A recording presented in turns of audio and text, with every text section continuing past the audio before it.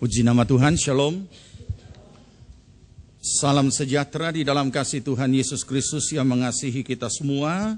Dan selamat datang bagi saudara yang baru pertama kali hadir dalam ibadah malam di tempat ini. Kiranya Tuhan Yesus memberkati. Jika ada yang baru pertama kali hadir, supaya kita bisa saling mengenal, kami mohon saudara tidak keberatan, boleh berdiri sebentar bagi yang baru pertama kali hadir. Ada? Puji Tuhan. Di tengah, di sebelah kiri, sebelah kanan. Baik, jika tidak ada, kita segera akan baca firman Tuhan. Mari kita buka Alkitab kita masing-masing dalam Lukas pasal yang ke-12.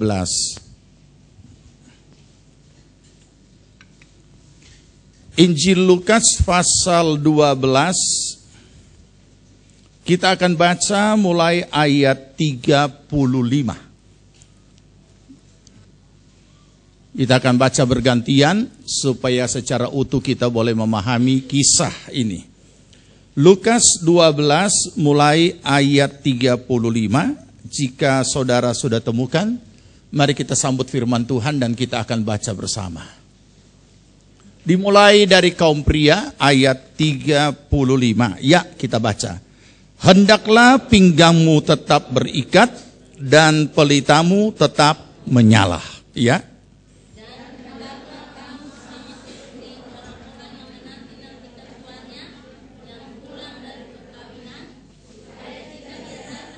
Ia mengetok pintu, segera dibukanya pintu baginya. Berbahagialah hamba-hamba yang didapati tuannya berjaga-jaga ketika ia datang. Aku berkata kepadamu, sesungguhnya ia akan mengikat pinggangnya dan mempersilahkan mereka duduk makan, dan ia akan datang melayani mereka. Ya. Dan apabila ia datang pada tengah malam atau pada dini hari dan mendapati mereka berlaku demikian, maka berbahagialah mereka. Tetapi ketahuilah ini, jika tuan rumah tahu pukul berapa pencuri akan datang, ia tidak akan membiarkan rumahnya dibongkar. Hendaklah kamu juga siap sedia, karena Anak Manusia datang pada saat yang tidak kamu sangkakan. Kata Petrus, Tuhan, kamikah yang engkau maksudkan dengan perumpamaan itu, atau juga semua orang?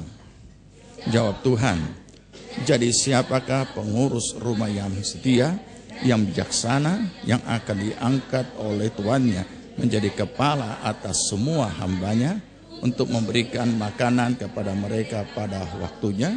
Berbahagialah hamba yang didapati tuannya melakukan tugasnya ketika tuannya itu datang. Aku berkata kepadamu, sesungguhnya tuannya itu akan mengangkat dia menjadi pengawas segala miliknya. Tetapi jikalau hamba itu jahat dan berkata di dalam hatinya, tuanku tidak datang-datang, lalu ia mulai memukul hamba-hamba laki-laki dan hamba-hamba perempuan dan makan minum dan mabuk, maka pada tua hamba itu akan datang pada hari yang ia disangkakannya dan pada saat yang tidak diketahuinya, dan akan membunuh dia dan membuat dia senasib dengan orang-orang yang tidak setia. Adapun hamba yang tahu akan kehendak tuannya, tetapi yang tidak mengadakan persiapan atau tidak melakukan apa yang dikehendaki tuannya, ia akan menerima banyak pukulan. Tetapi barang siapa tidak tahu akan kehendak tuannya dan melakukan apa yang harus mendatangkan pukulan, ia akan menerima sedikit pukulan. Setiap orang yang kepadanya banyak diberi, daripadanya akan banyak dituntut. Dan kepada siapa yang banyak dipercayakan, daripadanya akan lebih banyak lagi dituntut. Amin, puji Tuhan. Silakan duduk. Hari ini adalah ibadah yang dirangkaikan dengan pengutusan siswa-siswi Sekolah Pelayanan Palu angkatan yang ke-9. Dari rangkaian ayat-ayat yang sudah kita baca, ada beberapa yang diambil sebagai pokok renungan, baik yang terdapat di dalam Lukas 17 ayat 37a, yang demikian bunyinya, kita baca yang di layar ini. Berbahagialah hamba-hamba yang didapati tuannya berjaga-jaga ketika ia datang. Di dalam ayat 43 berkata, bukan cuma berjaga-jaga, tetapi didapati melakukan tugasnya. Nah, saudara yang dikasihi Tuhan, dari ayat yang kita baca ini kita akan melihat apa yang Rasul Paulus katakan tentang hal ini. Kita akan baca bersama yang ada di dalam 2 Timotius pasal 4 ayat 2. Ketika ia memberikan bimbingan, arahan kepada anak rohaninya yang bernama Timotius, Paulus berkata seperti ini. Mari kita baca. Beritakanlah firman. Siap sedialah, baik atau tidak baik waktunya. Nyatakanlah apa yang salah, tegurlah dan nasihatilah dengan segala kesabaran dan pengajaran. Dari ayat-ayat ini yang dirangkaikan dengan ibadah daripada penamatan dan pengutusan sekolah siswa-siswi sekolah pelayanan Palu angkatan yang ke-9, saya beri topik siap sedialah senantiasa. Kata senantiasa bukan hanya waktu-waktu tertentu, tetapi sepanjang saat dan setiap saat. Siap sedialah senantiasa. Saudara, Tuhan menghendaki setiap orang percaya, terlebih pelayan Tuhan dan hamba Tuhan full time, senantiasa dalam keadaan siap sedia. Siap sedia berarti standby. Siap sedia berarti siaga. Siap sedia berarti sangat siap untuk melakukan apa yang akan segera ditugaskan, dikerjakan. Nah, saudara, Tuhan menghendaki setiap orang percaya, yaitu saudara dan saya, terlebih pula para pelayan Tuhan dan hamba Tuhan full time. Istilah hamba Tuhan full time biasa kita temukan atau kita dapati para pemimpin-pemimpin gereja dan juga mereka yang mengabdikan segenap hidup dan waktunya dan miliknya untuk semata-mata melayani Tuhan dan tidak ada pekerjaan sampingan dari hal-hal duniawi yang dia kerjakan. Nah, saudara, kenapa Tuhan menghendaki setiap orang percaya harus seperti ini? Nanti kita akan lihat sebentar. Dan itu juga yang dipesan arahan, bimbingan, tuntunan Paulus kepada Timotius yang masih muda. Supaya dia juga bersiap sedia. Baik dalam keadaan waktunya baik atau tidak baik, dalam segala situasi siap sedia. Mari kita lihat lebih jauh.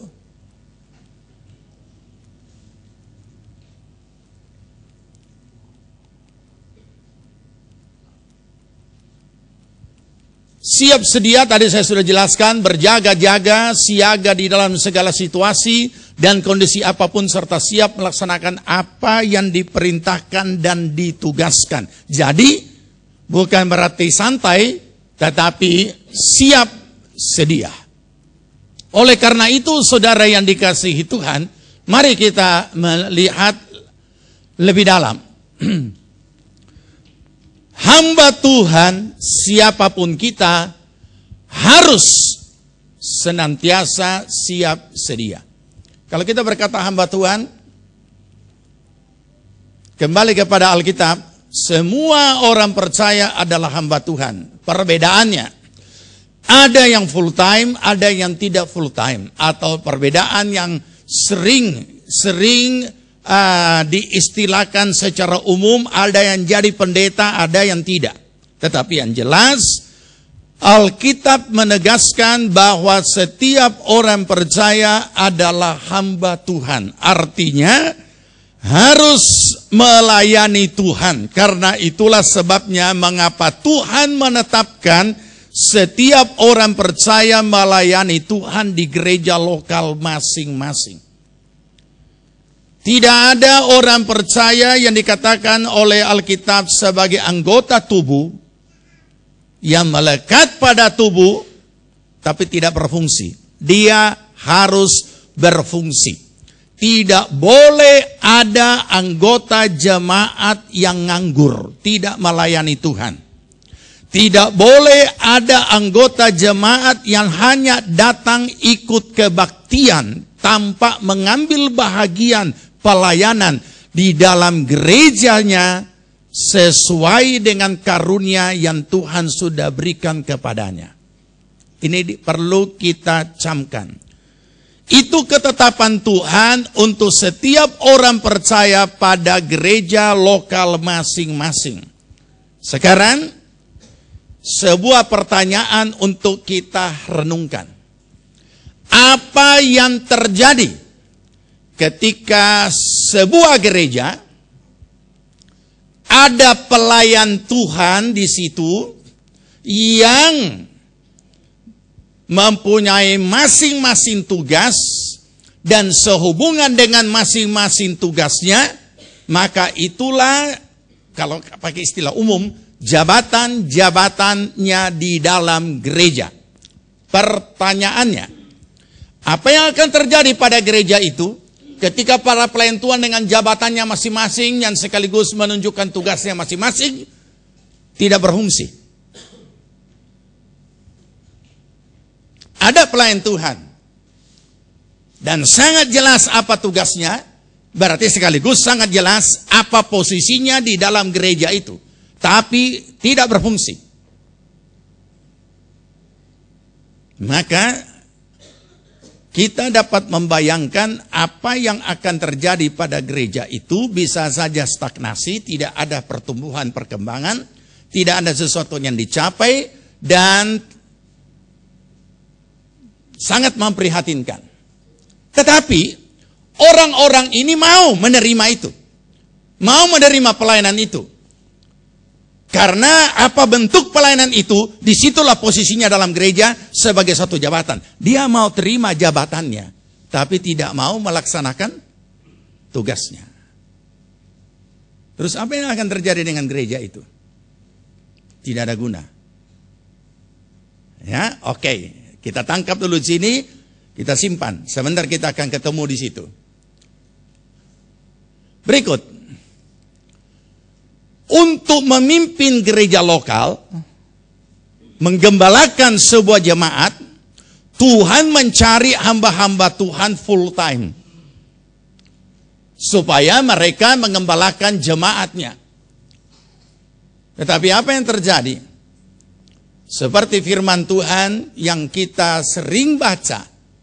Yesus berkata, tuaian memang banyak, tapi pekerja sedikit. Oke, kita simpan dulu itu. Tetapi mari kita merenungkan dan coba memperoleh sesuatu dengan satu pertanyaan yang sederhana. Sudah ada pemimpin jemaat.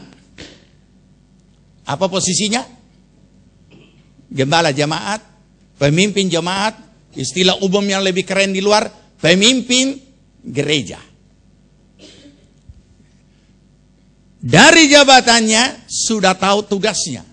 Tapi rupanya orang ini hanya mau jabatannya, tugasnya dia tidak laksanakan. Terus apa yang akan terjadi pada gereja tersebut kalau pemimpinnya hanya mau disebut pemimpin, tapi tidak melaksanakan tugas? Kalau pemimpinnya saja seperti ini, apalagi yang lain, jemaat. Nah ini saudara. Jadi kita tadi bicara tingkat bawah dulu. Tingkat jemaat yang jadi pelayan Tuhan. Hanya mau jabatannya, tidak mau melaksanakan tugas. Maka tidak ada apa-apa yang dihasilkan gereja itu. Sekarang kita sampai kepada yang di atas. Pemimpin jabatannya tapi tidak melaksanakan tugas. Apalagi kalau itu tugas dari Tuhan. Jadi kita sudah bisa bayangkan apa yang akan terjadi dengan gereja itu. Hebat-hebat yang ada tampil 4 orang itu. Apalagi kalau masih bujangan, DP lirikan saja. Luar biasa kan? Saudara, nanti saudara akan memahami kenapa jadi seperti ini.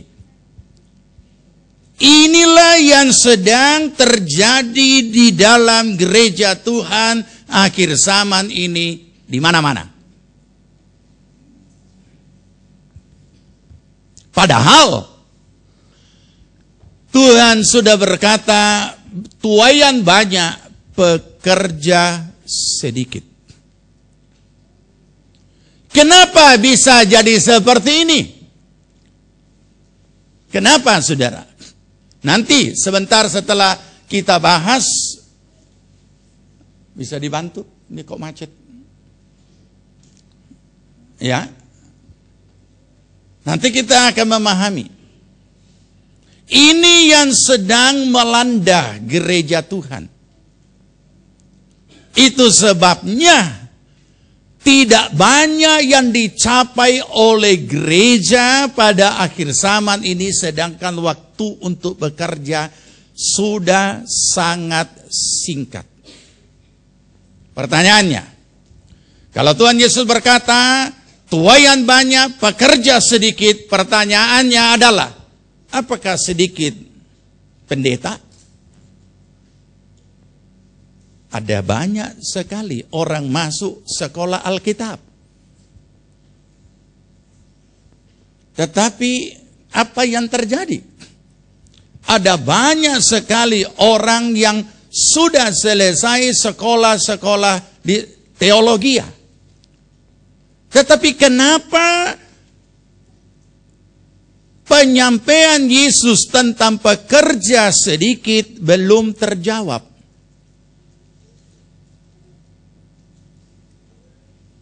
Disinilah masalahnya.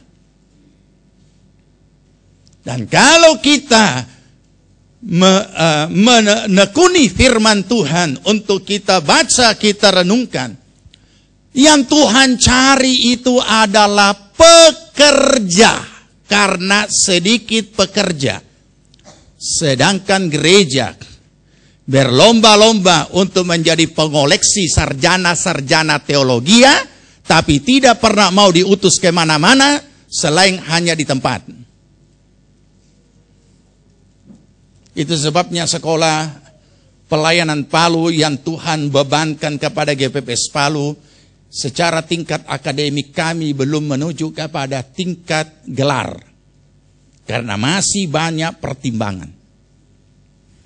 Yang dibutuhkan bukan gelar. Yang dibutuhkan mau kerja dan jadi pekerja. Salahkah mencapai gelar dalam hal ilmu teologi? Tidak salah. Tetapi itu tidak boleh menjadi penghalang yang menyebabkan orang tidak mau pergi kemana-mana. Kecuali di gereja lokal saja. Tidak usah diutus kemana-mana. Mudah-mudahan tayangan yang akan saya perlihatkan kepada saudara tidak akan membuat saudara menangis. Tetapi ketika saudara tidak menangis melihat tayangan sebentar, betapa kerasnya hati saudara.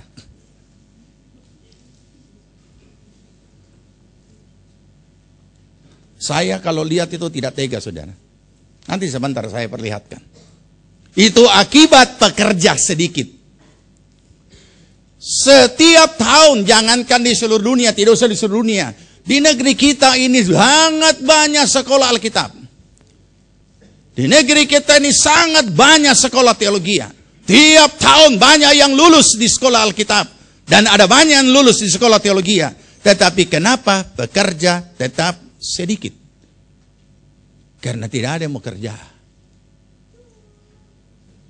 Terus apa tujuannya? Masuk sekolah Alkitab, masuk sekolah teologi. Apalagi kalau kita berbicara soal guru agama Kristen, aduh, memprihatinkan. Sangat-sangat sedikit. Itu sebabnya mengapa GPP Spalu terbeban kepada pelayanan ini sehingga ada KPKP. Kebaktian Pelajar Kristen Palu yang dikatakan KPKP Go to School. Sehingga setiap hari Jumat kami ada di begitu banyak sekolah-sekolah untuk mengajar di sana. Nah, saudara, hal inilah yang menjadi penyebab salah satu. Tuhan mencari hamba-hamba Tuhan full time. Tapi rupanya orang yang masuk sekolah teologi tidak semua mau untuk full time. Saya tidak tahu apa angan-angannya, mungkin hanya mau jadi dosen. Tetapi untuk mau jadi pendeta, bahkan kadang-kala kalau ngomong-ngomong bercakap-cakap dengan kaum muda yang kelihatan agak rohani, dan berkata, oh siapa tahu kamu ada panggilan Tuhan untuk melayani Tuhan. Oh, dijauhkan Tuhan kiranya. Takabur sekali saudara. Dia kira jadi hamba Tuhan itu terlalu hina. Saudara tahu, tidak ada posisi di hidup di dunia yang tertinggi dan termulia selain hamba Tuhan. Presiden mau dilantik, kalau dia Kristen harus didampingi oleh pendeta. Siapa lebih tinggi, presiden atau pendeta? Presiden Amerika tidak akan bisa dilantik kalau tidak ada pendeta mendampingi. Semua pejabat-pejabat tinggi akan dilantik sesuai dengan agamanya. Dan selalu didampingi dengan imamnya masing-masing. Terus mana lebih tinggi? Imam atau pejabat tinggi di negara? Imam. Jadi jangan kita anggap menjadi hamba Tuhan itu adalah sesuatu hal yang terlalu hina. Saudara tahu, sekarang masih lumayan. Dulu jadi hamba Tuhan itu dianggap sangat hina. Dianggap itu kain lap kaki.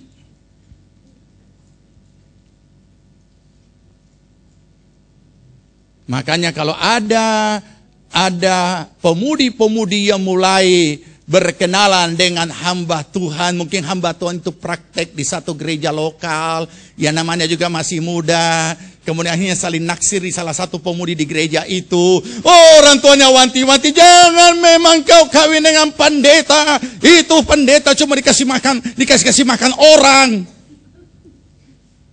Tapi sekarang dunia terbalik, orang tua berlomba-lomba kasih kawin anaknya dengan pendeta sebab aman.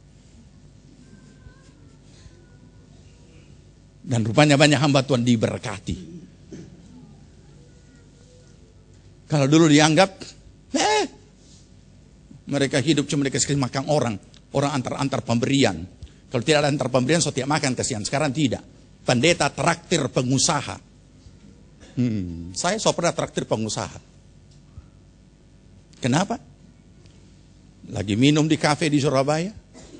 Sementara minum, selesai minum di salah satu kafe. Ya kafe yang di mall bagus, kafe bagus, kafe yang cukup mahal. Mau ada diskon. Rupanya pengusaha juga cari diskon. Tapi mereka tidak punya kartu untuk diskon itu. Saya bilang, saya ada, nanti saya bayar. Oh jangan Pak Pendeta, berdosa kita. Tidak apa-apa. Inilah yang terjadi. Ya, inilah yang terjadi. Kalau pendeta makan doi pengusaha itu lumrah. Tapi baru ini terjadi, pengusaha makan doi pendeta.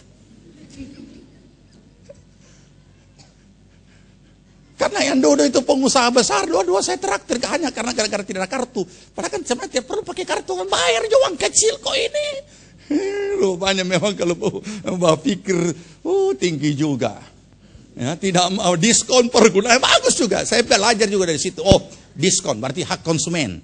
Jadi nikmatilah diskon itu. Tapi dia tidak tahu diskonnya dia nikmati, pendeta punya. Nah, oke. Jadi saudara, Kalau kita tidak membiarkan ini selalu seperti itu, dalam arti kata kita tidak siap sedia untuk melayani karena kita tidak mempunyai pemahaman yang jelas tentang pelayanan, maka inilah yang akan terjadi. Mari kita lihat ini tayangan sejenak. Jangan disorting, tidak boleh sorting. Hanya untuk intern, ya. Jadi arahkan ke sana saja. Tidak boleh direkam juga.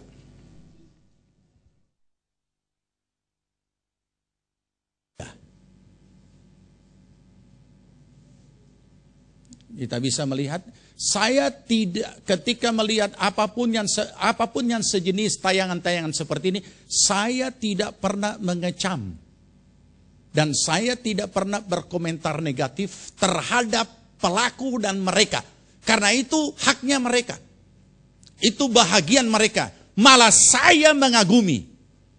Dan sebagai suatu introspeksi bagi diri saya sendiri sebagai seorang pemimpin gereja, apalagi pernah menjadi pemimpin sinode, dan sekarang menjadi gembala jemaat. Apa yang harus dilakukan oleh jemaat Tuhan, oleh orang percaya, oleh hamba Tuhan?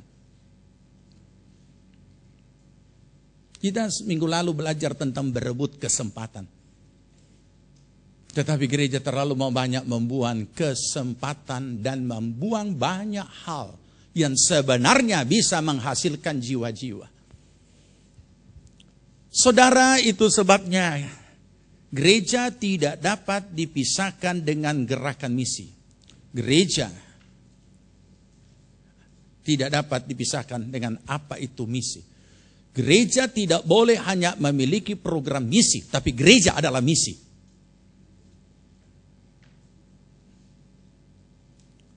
Kenapa seperti ini?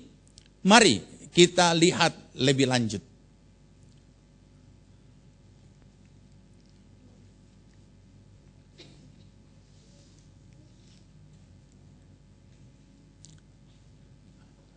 Bagaimana menjadi hamba Tuhan yang siap sedia? Walaupun ini pertanyaan, tetapi sesungguhnya ini juga jawaban. Kenapa tadi seperti itu? Kita tidak siap sedia. Hamba Tuhan tidak siap sedia. Para pemimpin tidak siap sedia. Mereka lebih cenderung ingin menikmati hasil daripada sesuatu yang sudah dia kerjakan, bukan untuk meningkatkan apa yang sudah dicapai. Dan mari kita melihat mengapa demikian. Ini karena kita tidak siap sedia. Jadi bagaimana kita menjadi hamba Tuhan yang siap sedia? Pertama, memiliki pemahaman dan pengertian yang benar tentang pelayanan dan pelayan. Pemahaman dan pengertian yang benar tentang pelayanan dan pelayan ini merupakan suatu hal yang sangat kritis di dalam gereja Tuhan akhir zaman. Sehingga semakin nampak dan semakin kabur, semakin nyata bahwa pemahaman ini semakin kabur. Sehingga yang ada di mana-mana gereja mengadakan kompetisi, persaingan. Dengan segala macam cara untuk menarik orang, lebih banyak yang datang di sini daripada yang datang di sana. Dan di sana juga mempunyai konsep filosofi yang sama. Harus lebih banyak yang datang di sini daripada yang datang ke sana. Saudara tahu, pernah satu saat mungkin salah satu anggota jemaat kita, mungkin satu saat dia terlambat bangun atau bagaimana, tetapi dia harus beribadah dan di sini sudah selesai. Dia mampir di salah satu gereja di kota Palu ini untuk sekedar berbakti. Berbakti boleh kan?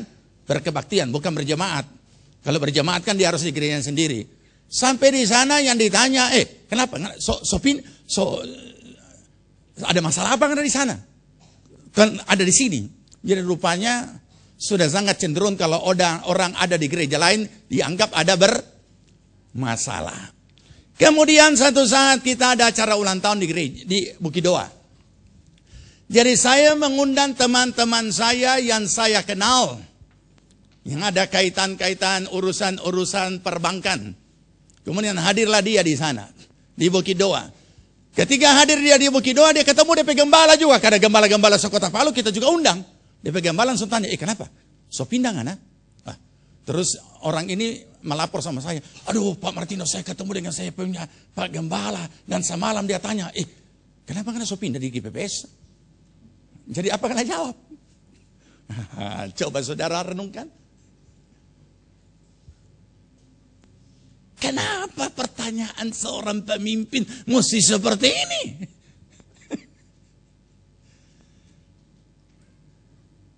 Nah, saudara yang dikasihi Tuhan, pemahaman dan pengertian inilah yang membuat sekarang ini kondisi sangat memprihatinkan. Kita mungkin tidak bisa banyak komentar. Kalau kita banyak komentar mungkin kita dianggap menghakimi. Karena masing-masing menganggap dirinya benar. Sudah itu gaya pelayanannya. Saya pernah berada di salah satu kota. Anggaplah mungkin di Jakarta. Ya, Jakarta. Dan ketika saya hadir di gereja itu berturut-turut. Karena bertepatan saya ada di sana pada hari Minggu. Tidak pernah tidak ada artis menyanyi. Tidak pernah tidak ada artis. Dan poster artis besar rupa, baliho besar rupa itu. Ini yang di Jalan Basuki Rahmat itu yang sangat besar itu. Foto artis punya iklan lebih besar daripada foto gembala. Coba bayangkan. Tidak pernah, selalu ada artis. Saya berpikir untuk apa ya? Tapi kita mau bikin apa? Kita mau komentar negatif? Sudah itu gaya mereka, biarkanlah. Tetapi inilah kondisinya. Kemudian saya juga mengamati dan memperhatikan baik yang saya hadiri maupun yang saya biasa buka di internet, ibadah-ibadah daripada gereja-gereja. Saya memperhatikan dia punya gembala tidak pernah berkhotbah. Yang berkhotbah itu adalah tamu. Semua tamu. Jadi ini sama dengan apa? Kita punya anak sendiri dikasih toto dengan tetangga sebelah. Kita mau pilih nonton bioskop, ngasih toto akan kok lapar ya. Jadi tamu datang kasih makan domba. Terus gembala di mana? Gembala pergi di tempat lain juga kasih makan orang pedomba. Dan yang aneh, ketika DP gembala yang berkhotbah, tidak ada orang datang, tidak ada orang suka. Saya bilang, ya gara-gara kasih selalu orang lain. Sehingga para pembicara untuk minggu depan sudah diiklankan. Ada di Warta Jemaat. Minggu depan si A. Minggu berikutnya si B. Minggu berikutnya tamu ini. Saya berpikir kenapa jadi seperti ini ya? Apakah gembala itu makan gaji buta? Atau mungkin karena manajemennya setiap bulan dapat gaji. Jadi biar tidak usah khotbah tetap ada pemasukan. Untuk kan ini kondisi jadi seperti ini saudara. Ketika saya berada di sebuah gereja yang cukup dekat dengan gembalanya dan dengan pengurusnya, saya sering ketika mereka sharing dan minta petunjuk bimbingan, saya katakan biarkan gembalamu berkhotbah sampai habis ayat.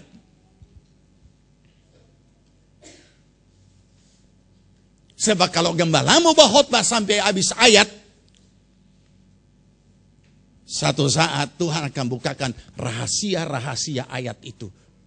Dia harus seperti Yohanes Pembaptis yang menangis ketika tidak ada orang yang bisa membuka kitab itu. Tapi sekarang tidak. Para gembala tidak usah menangis. Dia kurang telepon.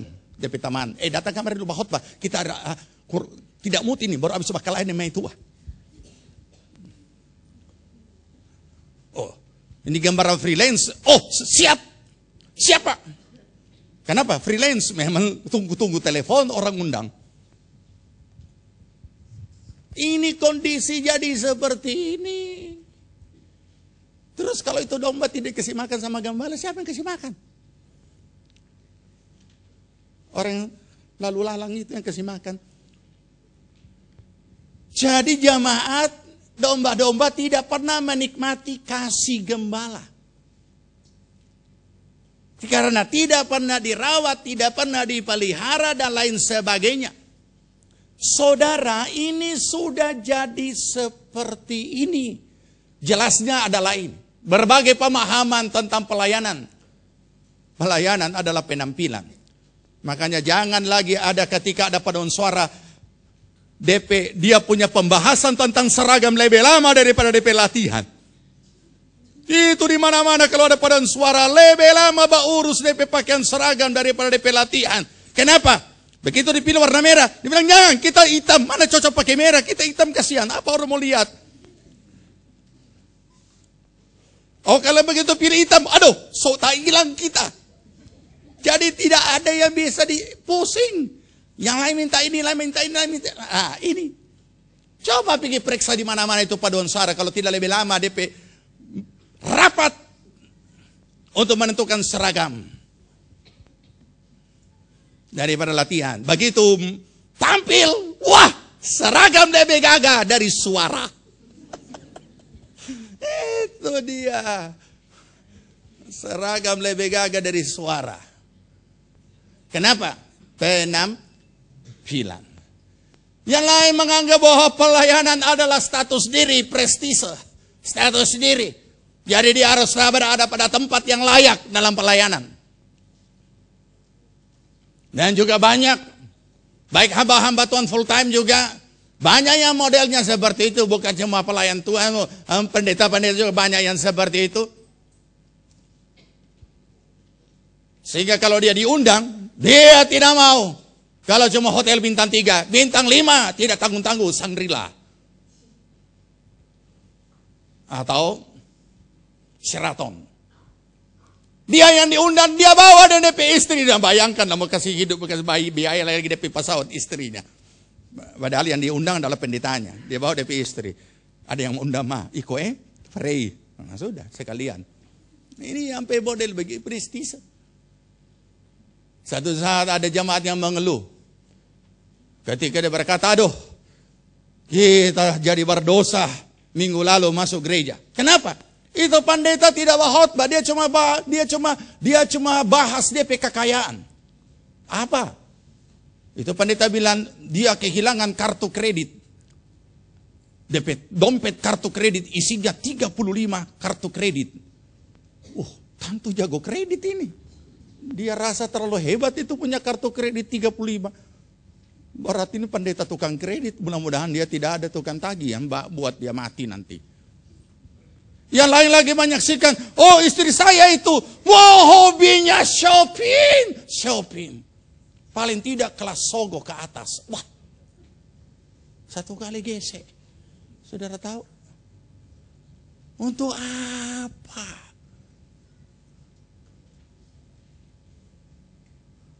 Nah saudara, prestise. Kenapa prestise? Banyak orang saya punya teman. Kita sebagai hamba Tuhan, ya dulu ya memang ada hal-hal yang kadang-kadang membingungkan. Jangan memperkenalkan diri. Sekarang tidak lagi, bimbingan yang berikut mengatakan harus memperkenalkan diri supaya orang kenal. Ya cukup, oke, bagus juga.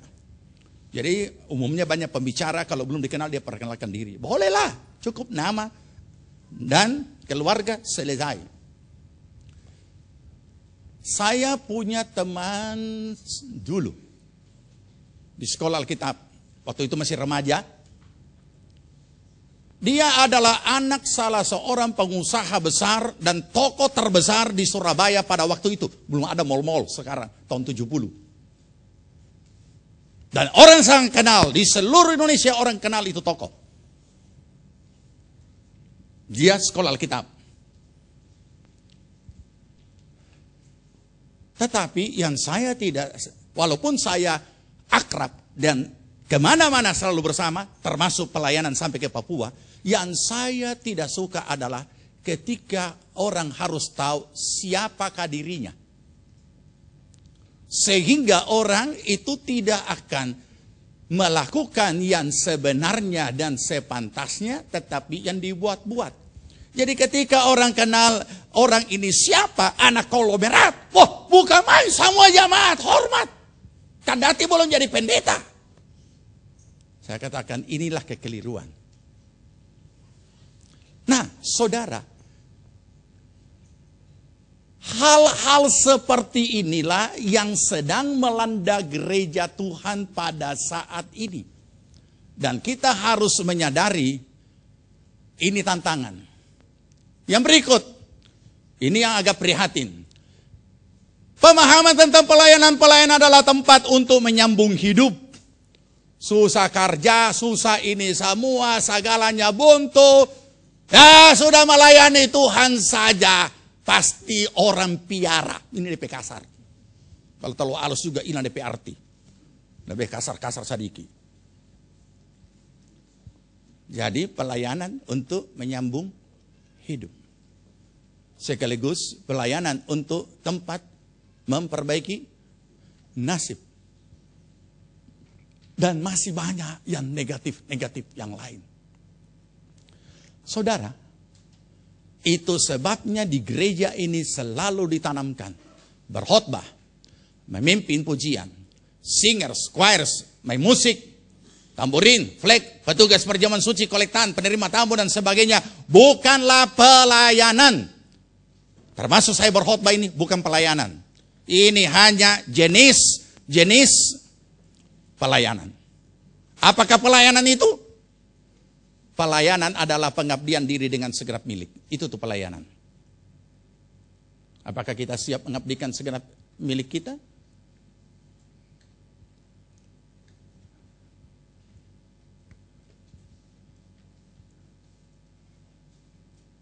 Nah, saudara, kondisi ini sudah tidak seperti apa yang firman Allah katakan. Tetapi dengan demikian kita dapat memahami dan mengetahui bahwa pelayanan bukan berarti tempat untuk mencari kepujian diri. Tempat untuk mencari kesombongan atau mempamerkan kesombongan. Tempat untuk mencari popularitas, tempat untuk mencari penghormatan, tempat untuk mencari jabatan dan lain-lain. Tidak, pelayanan bukan itu. Pelayanan pengabdian diri dengan segenap milik. Apa saja milik kita. Bukan sebagian, segenap. Oleh karena itu, jangan membawa-bawa kependetaan kita di luar pelayanan. Sebaliknya jangan membawa-bawa status sosial kita ke dalam pelayanan. Karena kita adalah hamba Tuhan. Inilah penyebab konflik internal di dalam gereja. Ketika seorang pendeta membawa kependetaannya di luar pelayanan, sebaliknya umat Tuhan membawa-bawa status sosialnya ke dalam pelayanan. Karena kita ketua DPR, jadi kita juga harus diperlakukan di gereja sebagai ketua DPR. Ini bawa status sosial ke dalam pelayanan. Karena kita bos di luar, kita juga harus ngoni perlakukan sebagai bos. Hormati, segani saya karena saya bos. Ini membawa status-status pelayanan, status-status sosial ke dalam pelayanan.